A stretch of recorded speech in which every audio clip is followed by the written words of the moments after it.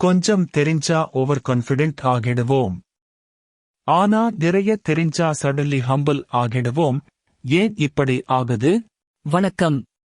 இப்படி யோசிச்சிருக்கியா சேனலுக்கு வெல்கம்.